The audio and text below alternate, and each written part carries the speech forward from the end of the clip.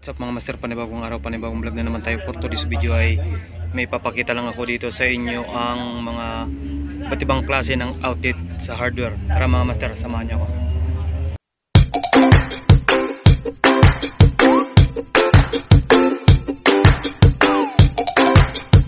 So ayan mga master, ito pala yung papakita ko sa inyo na mga iba't ibang klase ng outlet mga master. Iba't ibang klase ito na outlet. Meron tayo ditong universal at meron tayo ditong heavy duty plug. Tapos meron tayo ditong full chain socket, yung sinasaksakan to ng ilaw. Tapos ito pwede kayo dito mag octopus adapter, ito mga master. Meron tayo dito mga master ha. So ipapakita ko sa inyo tong mga kung magkano yung presyo mga master. So ito mga master, meron tayo dito yung tugang outlet na mura lang to.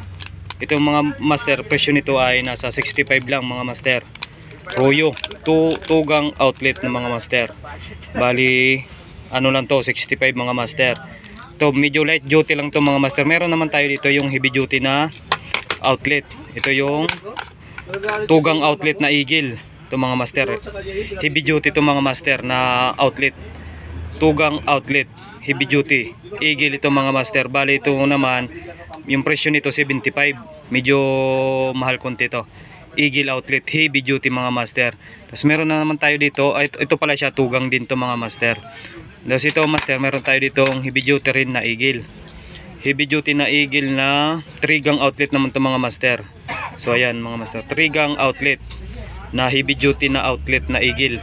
Yung presyo nito mga master ay 150. So ito mga master, 150 yung presyo nito mga master. 3 gang outlet na heavy duty. Ito mga. So meron tayo dito universal outlet.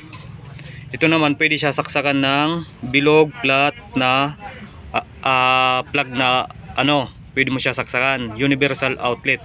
Ito mga master, meron tayo dito Omni, yung brand, tapos apatan siya. So ayan mga master, apat na yung butas niya mga master, apatan. So ayan, universal outlet na apatan mga master. Pwede mo siya saksakan ng flat, bilog na plug mga master. So ayan, yung presyo nito mga master, 150 lang to mga master. Universal outlet na apatan. So ayan mga master. Meron naman tayo dito Kupis. Yung spring type ito mga master, yung spring type, yung loob nito may spring. May spring ito mga master yung loob nito. Pag isaksak nyo yung medyo mahirap matanggal yung plug niya mga master. So ayan mga master, Kupis naman to outlet na 3 gang outlet na Kupis na porcelain siya mga master. Parang plastic din siya, plastic pero heavy duty. Bali yung presyo nito master 65 lang din to mga master, 65. Tapos meron tayo dito yung 4 gang outlet na Kupis din mga master. 4 gang outlet na Kupis, heavy duty rin to, spring type din to yung loob mga master. Spring type yung loob nito. Kahit pag saksakan nyo medyo mahirapan maghugot ng plug ito mga master. 4 gang outlet na Kupis, spring type ito mga master. Yung presyo nito mga master 150. So ayan, 150 ito mga master. Tapos meron tayo dito yung full chain socket, yung sinasaksakan ng mga ilaw na kahit anong ilaw pwede nyo saksak dito. Ito isasaksak nyo to dun sa receptacle naman to. Isasaksak nyo to sa receptacle. Tapos pwede kayo dito mag octopus adapter mga master. So ayan octopus adapter, pwede kayo dito magsaksak ng mga plug din kahit saan nyo, pang extension nya pwede yan. Tapos dito yung lagayan ng ng ilaw mga master. Tapos meron tayo ditong light duty na plug ito mga master, light duty na Eagle mga master, light duty na Eagle to mga master. Bali yung presyo nito, bali 35 lang to mga master. 35 ito mga master yung light duty na Eagle na plug. Tapos meron tayo dito yung heavy duty na plug mga master. So ayan, ito yung rubber plug to mga master, heavy duty na Eagle. Maganda to yung mga pang heavy duty na outlet nyo na plug na pang gagawin yung extension na plug. Ito maganda to, heavy duty to mga master, rubber plug ng mga master. Tapos meron tayo ditong octopus adapter din to mga master. Octopus adapter yung tinatawag to, yung tatluhang saksakan.